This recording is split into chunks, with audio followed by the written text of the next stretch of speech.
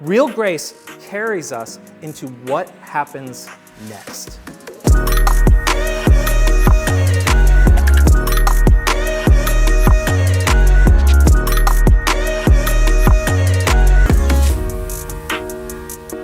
Hey, well, we're in the midst of our series about Raisin Cakes and Grace.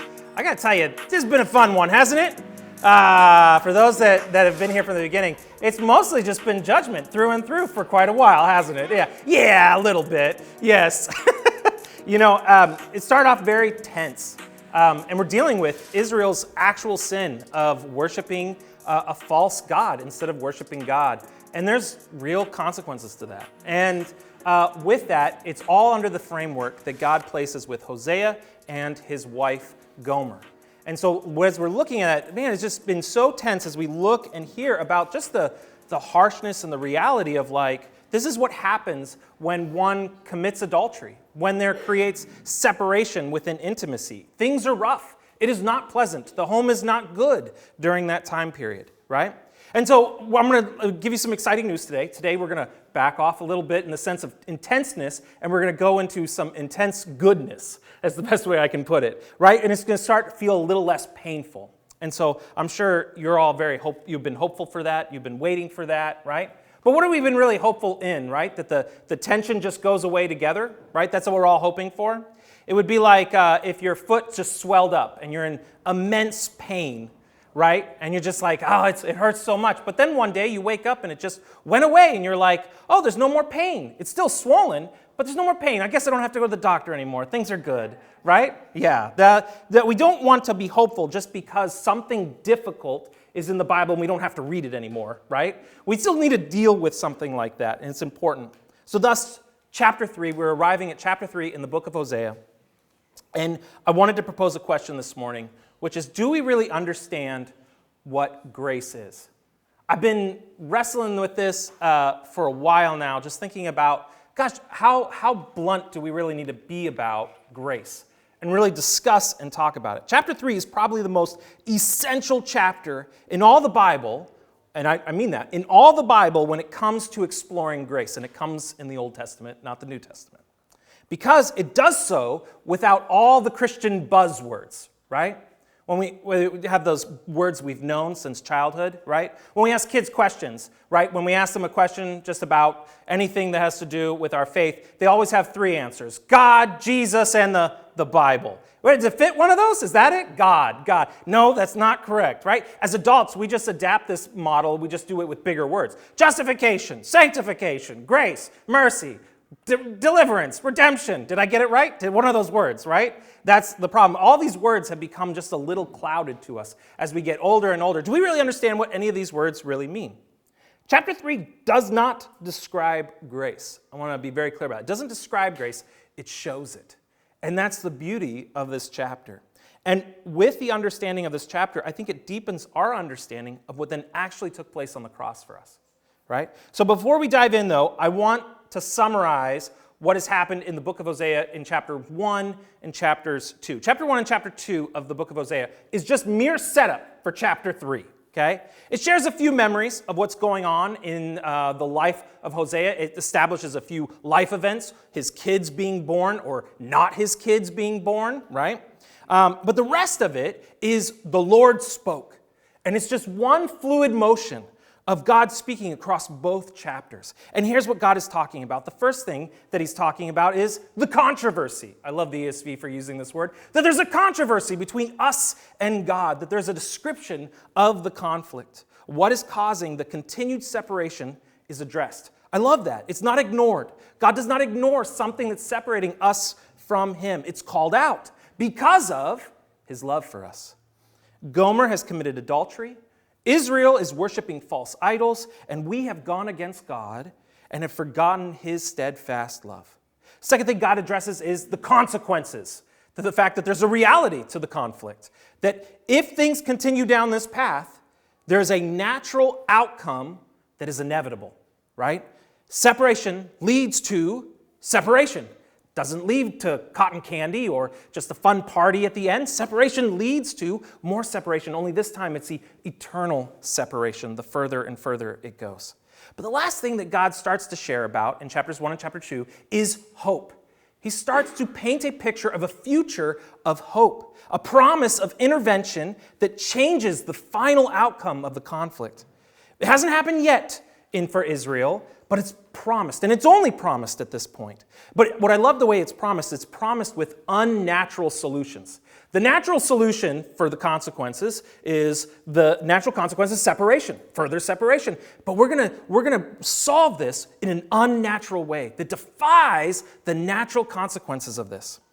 But you can't have hope be the final outcome itself. You can't leave it there. Imagine if that was just the book of Hosea, that he says, I promise someday something will change. And we could all sit there and hope on that. But that's not what are we hoping for? We're not hoping in hope. That's not what we hope for. We hope for God to take action on the things that he promises. That our hope is in this intervention that is actually going to take place. And it has taken place. So let's dive into chapter 3. Here's the first thing that happens. And the Lord said, and so there's a new break in God's speech, that the fact that Hosea has to draw out that the Lord spoke again. God was speaking here, and now he's speaking something new. And this time, he's calling for action. Go again. Go again, repeat your actions, Hosea, regardless of what your wife has done. Yes, she has been unfaithful. Yes, she's been an adulteress. She's engaged in whoredom. And at this point, she has left the home. But go again and love a woman who is loved by another man and is an adulteress. One of the adulteress here, which is very interesting, is that she has been this unfaithful wife to Hosea. But it's in the fact that what she's chased is falsehood. What she's cheating on and being unfaithful to is a falsehood. She's these acts of perversion that she chases. And she chases all of her relief, all of her nourishment, everything that she thinks that she needs. She chases somewhere else in falsehood instead of all of that being provided by Hosea. In fact, it was. She just couldn't see that. But at this point, it has led her now to be loved by another man. Because of her unfaithfulness, another has a claim on her. This is what takes place when we indulge in our idolatry. When we indulge in our idolatry, it not only leads us to making poor choices, but it makes us vulnerable to becoming prey. Our dependency leads to further dependency. We chase after something, and when we're chasing after it so hard, we're just willing to let all these other things go and let these other things happen as well. Yeah, I'll make that poor choice here, whatever it takes to get to this thing. We compromise ourselves after we chase, believing that we can think that this thing, whatever it is, will give us relief, nourishment, identity, love. But for Gomer, she chases this emptiness looking for her worth and her nourishment. That it is her then interacting and exchanging with these people that have little to no honor. And she is compromised. It's her actions that lead her to being compromised, but she becomes so compromised that these men are then able to exploit her, to the point that she now, as we'll find out later in these verses, that she has become a slave, a bondservant. And so she's in debt. She's built up her debt so much to these people that she's now in debt that she has become their slave. And then that this slave in particular is a sex slave. And she is lent out for whoredom and prostitution. This is the wife of Hosea. But this is also the state of Israel. Even as the Lord loves the children of Israel, though, and that's the important word, they turn to other gods and love cakes of raisins, or the sacred raisin cakes. They seek from Baal, a false god, what they could seek from God. They engage in impure acts of worship, and this has effects on their society, their culture as a whole, and their daily practices as an individual and as a body of believers. But their actions make them so unrecognizable as God's people that eventually you look at them and you're just like, these are the people that claim about a one true God? All of this, by the way, is for the sake of trinkets. It's interesting because we've been talking about this for a while. There are real issues that they're seeking after blessing, right? But God doesn't call out and say they've turned to other gods and love blessings. He calls out raisin cakes. It's something small, insignificant. But I think what God is doing is he's highlighting and saying, what an obscure level of priority in their life. That this small, little thing has become so important.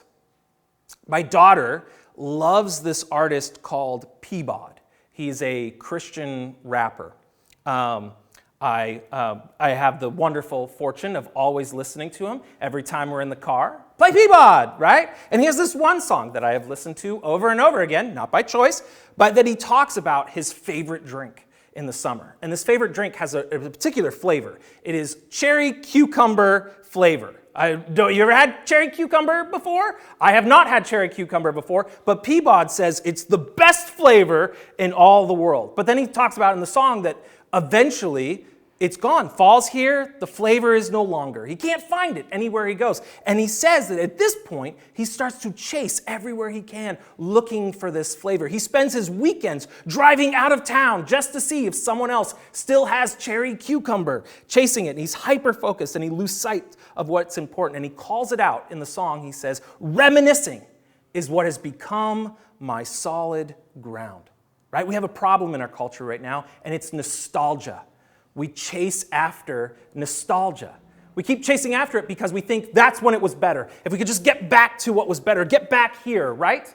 And if we can finally have it now, finally everything will be perfect. If you're a Star Wars fan, you know this is not true, okay? Here's what he says in this song. He says, everything I trusted in is broken. That's what he arrives at. Down and rusted, in from practice to people. To the fact that now he's chasing after this so much that he's destroying the way that he lives his life and the way he treats people around him. Israel's pagan worship corroded their behavior and their integrity, all which is supposed to be rooted in God's character. They themselves were destroying the blessings that God gave them.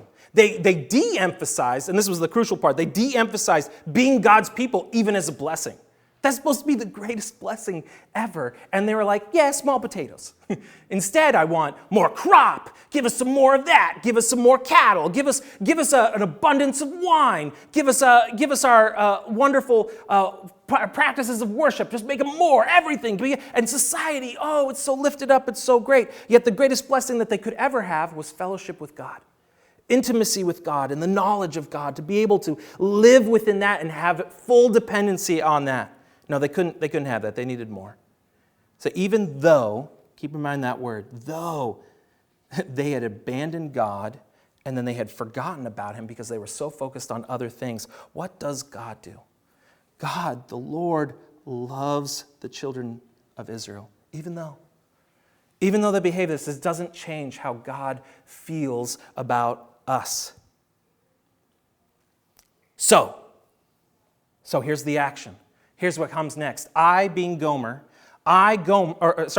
Hosea, bought her being Gomer, for 15 shekels of silver and a homer and a lethek of barley. This is, by the way, a homer is basically 10 bushels of barley, and this is about a half of a barley, right? So, and all this would be equate to about, get ready for this, 15 shekels. So we got 15 shekels of silver plus 15 basically equated shekels in crop. That equals, we're all doing math this morning, 30. All right, just making sure. We set that up in advance. Okay.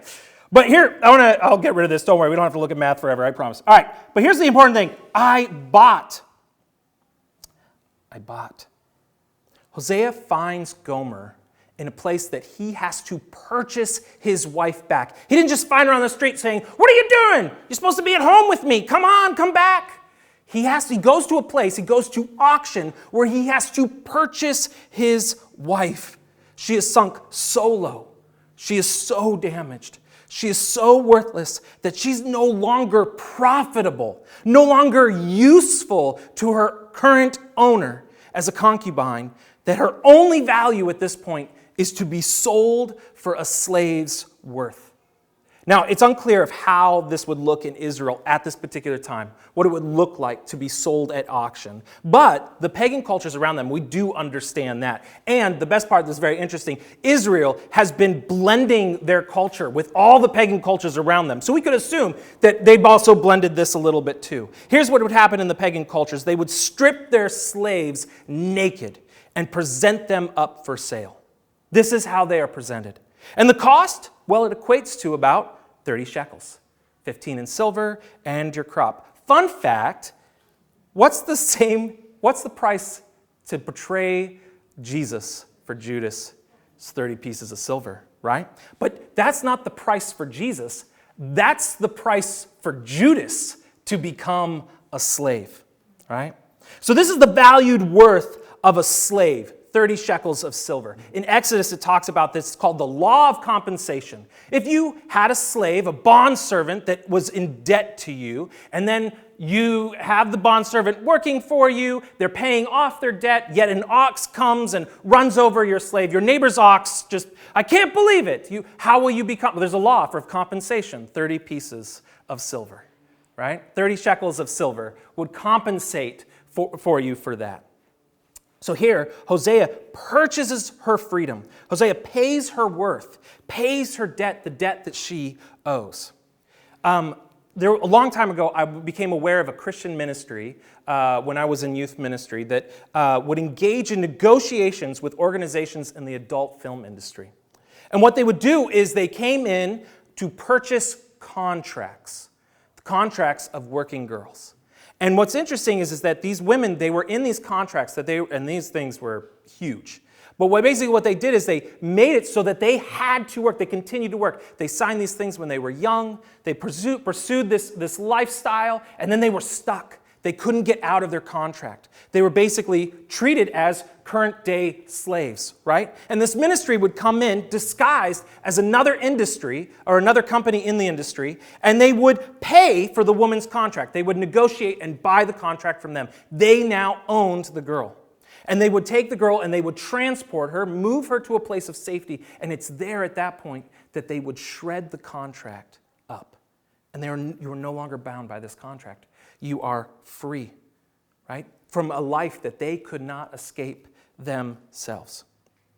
If we stop to think about this passage, Hosea now owns his wife. He owns his wife as a bondservant, as a slave. Hosea, he could do whatever he wants with Gomer at this point, right? He could treat her exactly the same way that her previous owner treated her. Yet he doesn't, does he? He purchases her in her shame and her nakedness and then goes to clothe her. And I said to her, I, Hosea, said to her, you must dwell as mine for many days.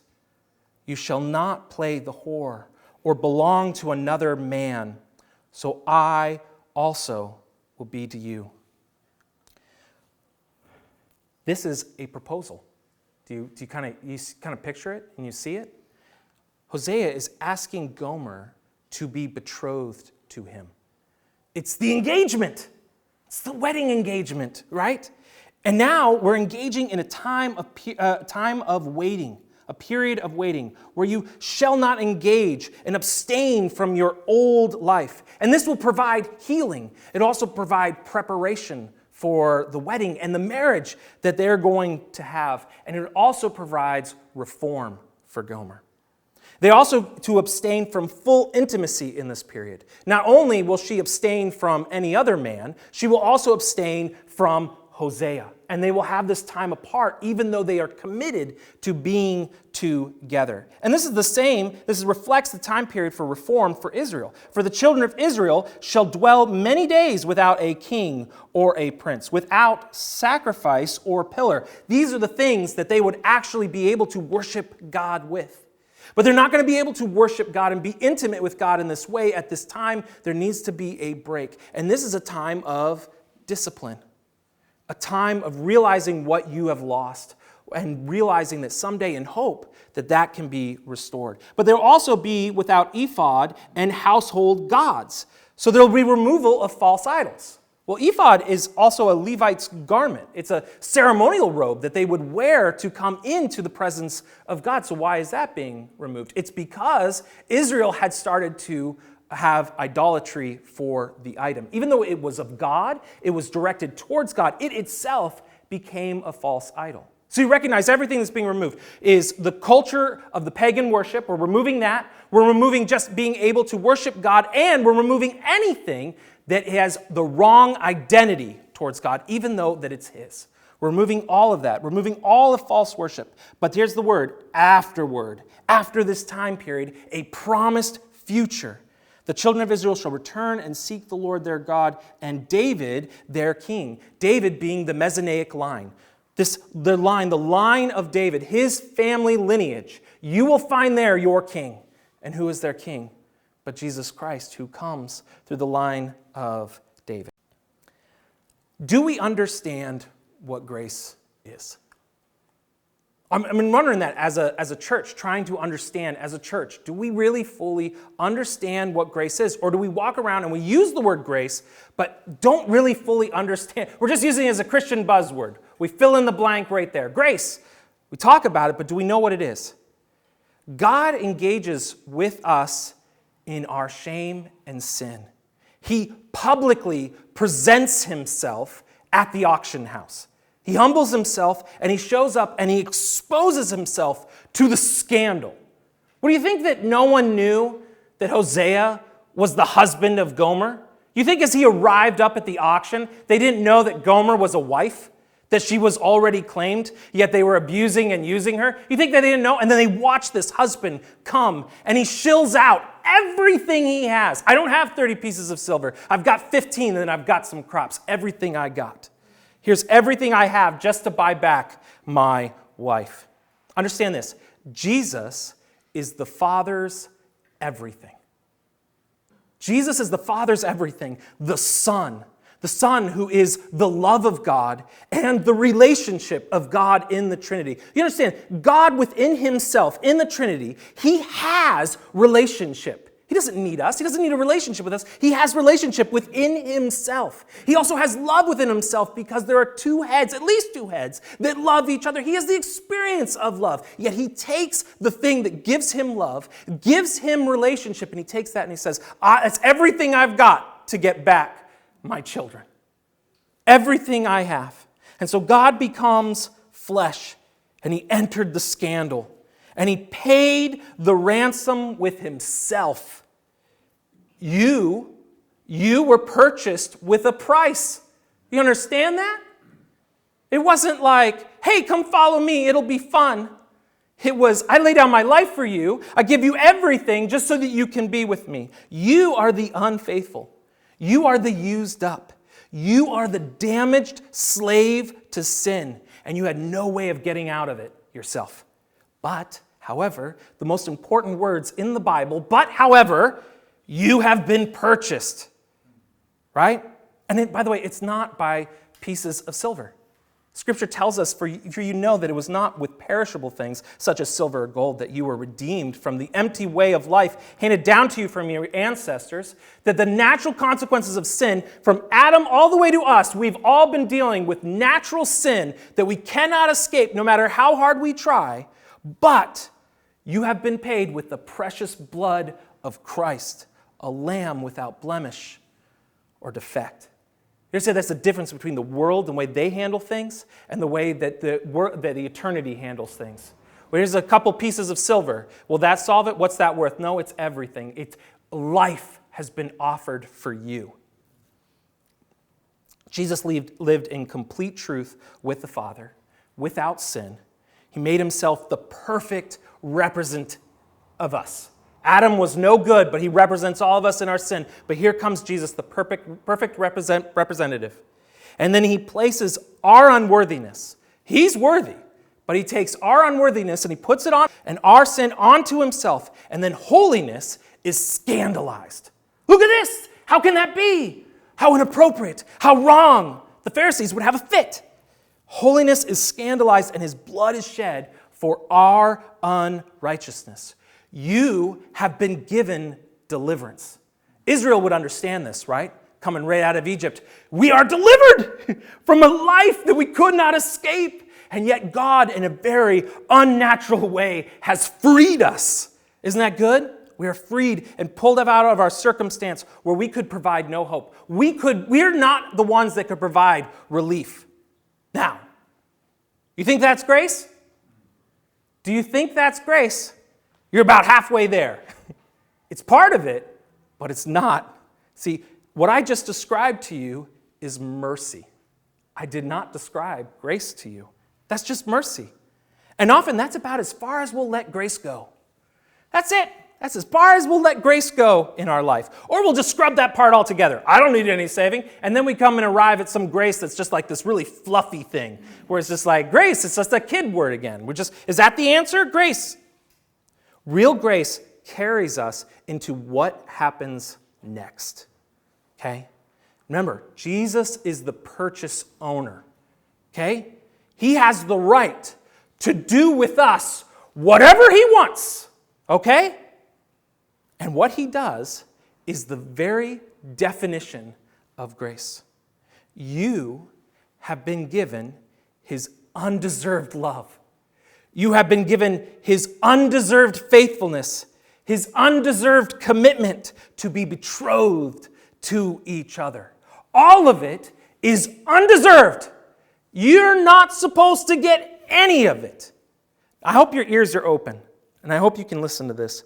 His grace not only sets us free, but offers us life with Jesus. All of us who lived among them at one time, gratifying the cravings of our flesh and following its desires and thoughts like the rest, we were by nature deserving wrath. But, however, because of his great love for us, God, who is rich in mercy, made us alive with Christ, even though we were dead in transgressions. You see the difference? Mercy is here, made alive in Christ. There are two separate things, but in all of it, it is by grace you have been saved. Grace is the sum of all his actions towards us. But grace, I love this, grace even holds a deeper component still. Even from everything I've just said, grace holds a deeper component still. Grace is also how the sum of his great love, displayed on the cross, covers us, and then what it moves us into next. May we just not know about his grace.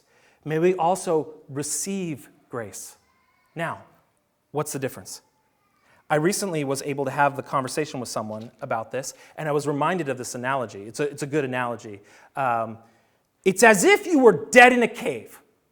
Lazarus. You following? Okay, great. It's as if you were dead in a cave. You're isolated, you're cold, there's darkness, desolate. And then all of a sudden, there's just a light that comes through the entrance. And you can see something beyond all of this darkness, all of this cave. There's a light that comes in, and the light rays they come all the way to your face, and you can feel the warmth of this light. Oh, how beautiful. Something I've never known before, but here it is, and I can feel it. I can feel the heat. I can feel this being something so special. Look at it, so beautiful, so special, so holy, so righteous, so life-giving. You could have all those feelings towards it, yet you could spend your entire life living in that cave. Look at it. Look at the light. Look how amazing it is. But I'll stay right here. I'll sit in this cave. I admire the light. I respect the light. I honor the light, but I don't live in the light. Right? Do you understand that you could spend it so much that you're never actually living within that light, that you're never going out into that kingdom, outside that cave, with the fullness of light, a life that is full of the sun's rays. Do you understand? I heard stories of there was a small percentage of the women in the adult industry that were rescued that would just go back. Their contracts ripped up, yet they returned back to their ways. Why? It's because it's all they know. Who knows the reasons, the psychological reasons of why someone would do that. Gomer herself has the ability to run back to her old life. It's just, God's asking for a promise. Hosea's asking for a promise, right? You can break your vow again. You broke it before. Why can't you just break it again? No problem, right? But the argument that we often give is what? I don't deserve this life. I don't deserve it, right? It's too special. It's not for me. I don't deserve that. And what we often say is, I just can't forgive myself. just can't forgive myself. I got news for you. You're correct. You cannot forgive yourself. That's not how it works. Don't you get it? The internal struggle to receive the forgiveness is because it's something we don't have control over. We don't control God forgiving us, and that bothers us because we would like to be in control. I'll decide when I'm forgiven. When I've made myself into something that's at least redeemable, then I'll allow myself to be forgiven. I'll forgive myself then. No. Christ has paid for whatever pride, shame, guilt, or stubbornness keeps you in that cave. It's all covered. All of it. And we can try to give ourselves forgiveness, but it misses the very definition of a forgiveness. We can't work our way to a life with Christ. You could never muster to open up that door out of that cave and walk into it. Don't forget, you were dead. Dead means dead, right? But he who has the authority to extend grace, he offers it, and he offers it with his life and upholds this promised life with his resurrection power. And this is what he's offering you. It's a life fully, not partially, not a little bit, fully, forever with him. And that's grace. That's grace. Grace covers the new life. It covers forgiveness. It covers mercy, the deliverance, and the sacrifice. It covers it all. So what part of it, what portion of the sum of grace are you resisting? Oh, I love the forgiveness, but I won't allow him to be the one to deliver me. Oh, I love that he sacrificed himself. What great sacrifice, but I don't need forgiveness. What part? What piece of the sum of grace are you resisting? We're missing out on enjoying our engagement. Do we realize that? If we don't embrace all the sum of grace, we're missing out on enjoying the engagement we have with him. Living with anticipation and hope in the fullness of our marriage in Christ. See, in the later days, our time, we are a redeemed bride. We're all engaged right now. We're engaged to be betrothed in this great wedding with Jesus, and someday we will be in full relation. We'll be able to have full intimacy with him again, and that shall come. That's what I love about it. God is not like, maybe. It shall come. And it shall come, and we will fear, in the fear to the Lord and into his goodness. This fear that we'll be humbled by the grace that he's given us. And then this goodness, we will have freedom to rejoice in that goodness. Let's pray.